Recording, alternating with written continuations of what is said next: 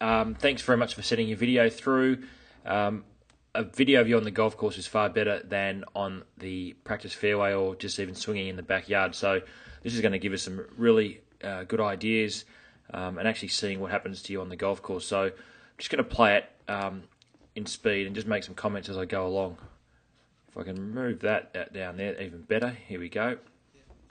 So the first comment is, I don't mind you doing all the practice swings and things behind the ball. That's really good.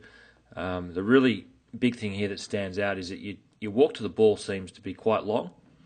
And I'd be interested to know if you've tried anything a bit shorter. So if I just bring this back again. So, I mean, you're a long way behind here. And this is not to say that that's wrong. It's just that, to me, it just seems a long way behind the ball. And you just appear just to be about ready to go now, but then you've got an extra 1, 2, 3, sort of 4, maybe even 5 extra steps than what you need. Extra time doesn't always mean it's going to be better for you, and so I would love to see you experiment with a much shorter walk to the ball. So do all your practice swings behind the ball, and you can even back off, miles behind the ball if you feel the need to do your practice swings or work on any part of your swing. But yeah, maybe before you start walking to the ball and before you get centered. And centering is what I do just prior to walking to the ball. I might focus on an image like the cloud formation or a tree, or I might feel the wind on my face, or just be aware of my thoughts. So that gets me into the present.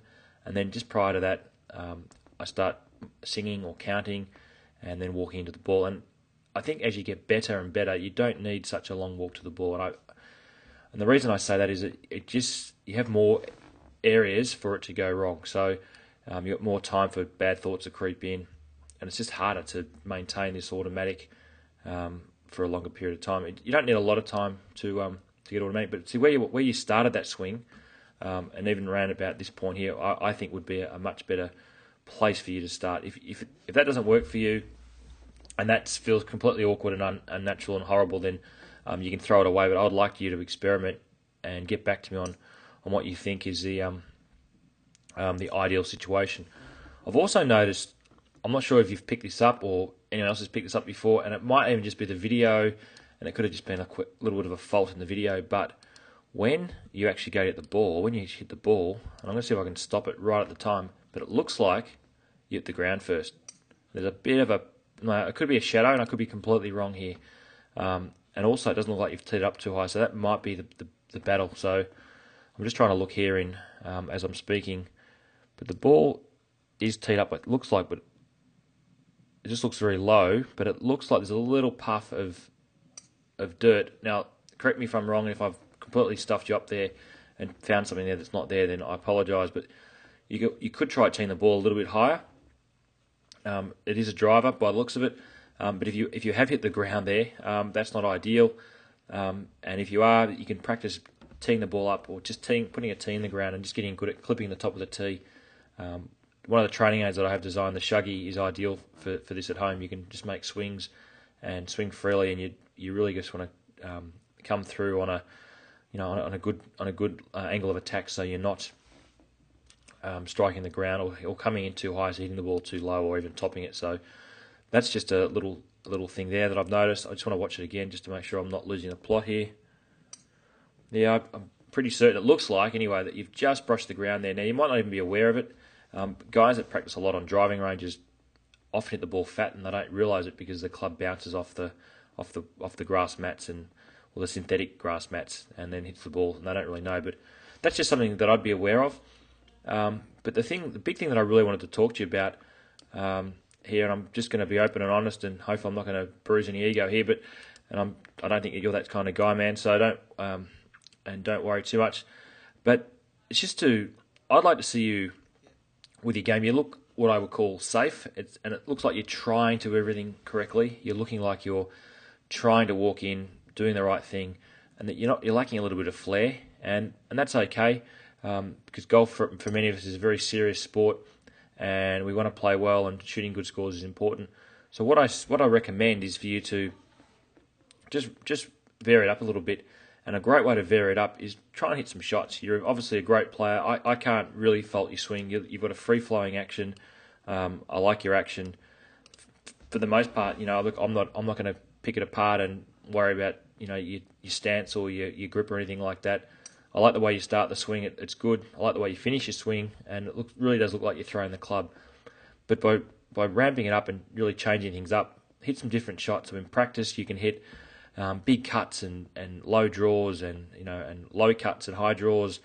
You hit the ball as far as you can in practice, and then try and hit some full swings with your driver and only hit the ball 5% of the full distance. So take a full swing and start with 50% power, then go to 40% power, 30, 20, 25, 10, 15 and 5. And if you can make a full swing with your driver at 5% power and only hit the ball 10, 20 metres, your swing's ideal. It really looks like that you could inject a bit of flair into your game.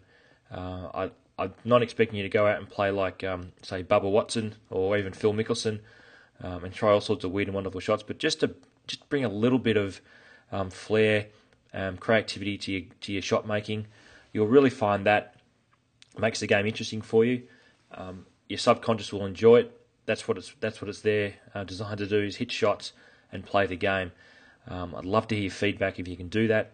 You're one of the best golfers that I've seen in terms of handicap and skill level, and I haven't really given this advice to too many of these guys I haven't given that advice to too many guys on these sort of videos. But yeah, I'd love to see you come back to me in a month or two and show me some swings where you're hitting some shots on the course, shaping shots, even if it's on the practice fairway, just to get a look at your swing, and we could compare the swing, even though there wouldn't be a lot of difference. But I reckon you're going to find a massive difference in your game. You just open up your subconscious, and even if you're 120 metres middle of the fairway with a wedge or 9-iron in your hand, you can hit little low draws or high fades or all sorts of shots, and just start playing the game again. We play the game so seriously that sometimes we forget that it is a game, and hitting shots and being creative really helps the learning process. So, Des, you've got a great swing, mate. I really think that you're on the right path here. I would look at hitting the ball fat. Email me at any time and tell me if I'm off the market with that one. I hope I am off the mark, but it just looks like there's a little bit of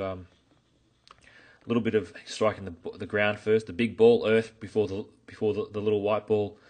But yeah, other than that, I'm pretty impressed. Just shorten the length of the walk to the ball. Just see if that gives you any sort of different result and effect. And yeah, start being more creative, both in practice and on the golf course. And again, I don't expect you to go completely wild, like I said, like Bubba Watson or Phil Mickelson, Tiger Woods, but just try a little bit in practice and see if you can go out there and hit some different shots and just change the game a little bit. That will really get your enthusiasm and really get your creative juices flowing. So thanks very much for sending it through. I hope this has been of help. Any questions at all, Des, shoot me an email. And I hope you enjoy the video. And I'll speak to you soon. Thanks.